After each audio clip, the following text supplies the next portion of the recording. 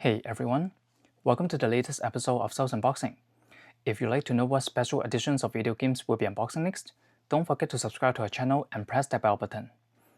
We have received another newish special edition of video game that was released not too long ago, and we would love to unbox with all of you to discover the goodies included.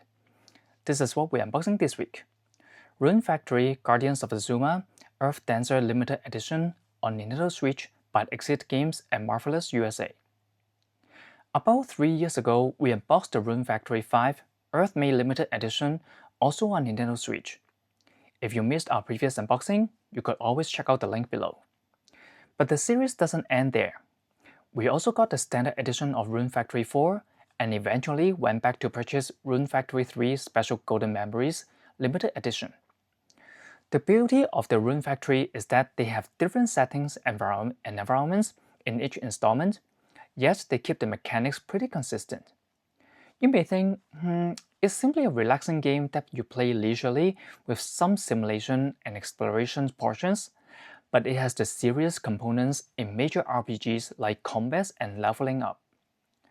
With its vibrant graphics and engaging stories, it's easy to attract different age groups and demographics. The latest installment in the series is this one, Rune Factory Guardians of Azuma. It's actually one of the launch titles for the new Nintendo Switch 2 console, but the Earth Dancer Limited Edition is indeed released just on Nintendo Switch 1 instead. We'll come back shortly about the NS2 version of the game. This time, we'll be traveling and exploring in traditional Japanese era with matching culture and monstrosities. Other familiar features like farming, crafting, and romancing remain, but we'll leave them to you to discover further. Now let's have a look at the packaging. We can see a very nice illustration of traditional Japan-like painting on this slipcover and custom outer box underneath, with our protagonist riding on dragons. On the corner, we can see that this is indeed the NS1 version, as they didn't release an NS2 version of this limited edition. On the back, we have the description of the basic premise of the game, plus a few in-game screenshots. In here, we can see the other contents included, and we'll walk through them once we've unboxed everything inside. So, without further ado, let's take everything out from the box for a further look. Here we go.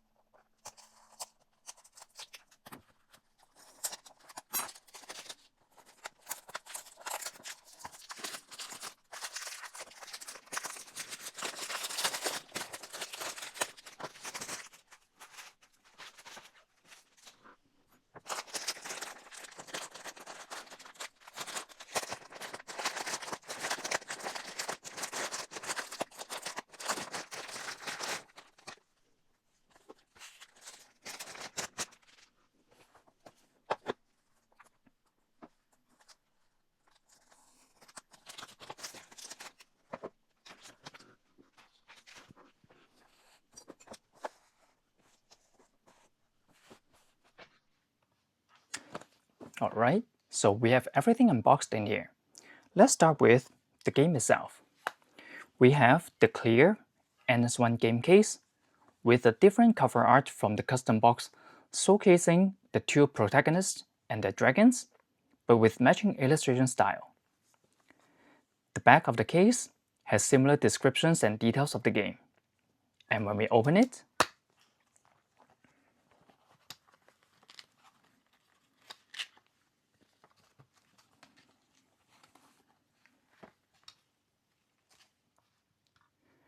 we have the game card in here, and there's supposed to be the DLC included inside when we put in the game and install it. But I'll still go through like what we'll have inside the DLCs in case you have bought the Earth Dancer edition. So it includes the Festive Attire and Dark Ruby bundle, Season of Love DLC bundle, Rune Factory 4 outfit bundle, and useful item bundle for whatever it means. I always thought that all DLCs are supposedly useful, or they wouldn't include them with the game in the first place. Anyways, as long as we've paid for the contents, we're happy to have more being packaged in to make our journey easier. And we also have this special report on Azuma, and I'll quickly have a look with all of you.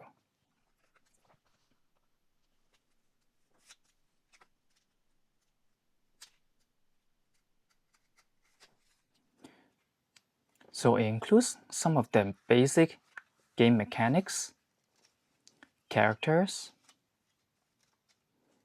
and even the calendar in case you need to make notes. Not too bad. Next, we have the original soundtrack CDs. And this one is not a digital soundtrack where they only give you a paper card with the code to download, but a physical CD, or CDs actually. It has a nice dragon drawing on the front, and the list of tracks on the back for both CDs. Most likely, I won't be opening this to preserve it further, and I may be able to find the full OST on some streaming platforms. So, yep, you stay inside and shrink wrapped. Now let's look at some of the physical ornaments. First, we have this Ruby Plush keychain, and apparently it's a sidekick of our protagonist that will accompany us throughout the journey. Too cute to just hang on my laptop bag though. And then we have this, a Japanese sacred fan with display stand. Let me just open the fan for a look.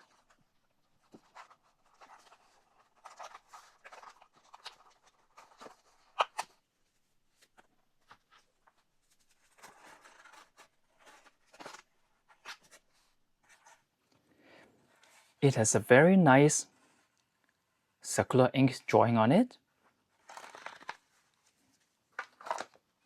with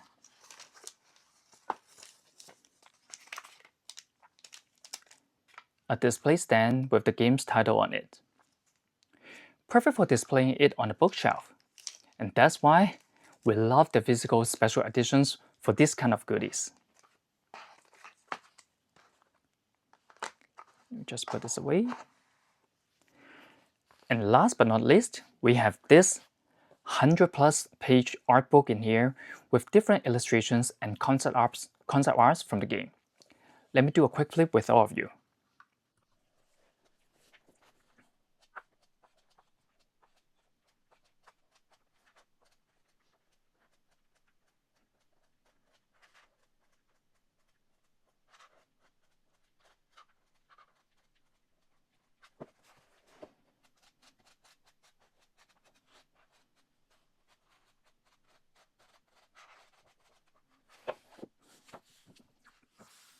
Pretty neat, eh?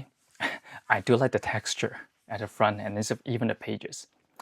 The best part is everything can be stored in this compact box and not taking up too much space. Remember we are talking about different versions of this game at the beginning? So again, this is the NS1 version as that's the only way we can obtain the limited edition of this game. But as an NS2 console launch title, Nintendo offers an NS2 version of the game in both physical and digital formats for Canadian $10 more. So you may be asking, what happened to those who own the NS1 version or got stuck with this limited edition?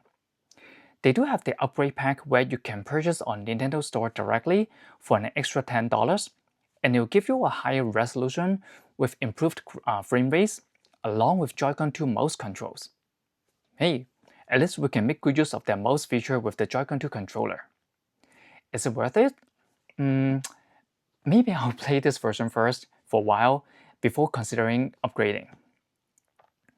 So that's it for this episode of Cells Unboxing. If you enjoyed this unboxing video, please give us a thumbs up, leave your comments below, and share with others who love video games. We are foreseeing more amazing video games to be released for the remainder of the year, and we'll surely unbox some of them with you, so stay tuned. Now let me put the game card in on my NS2 and start playing. Time to really utilize the underutilized NS2 console for good use. See you all next time.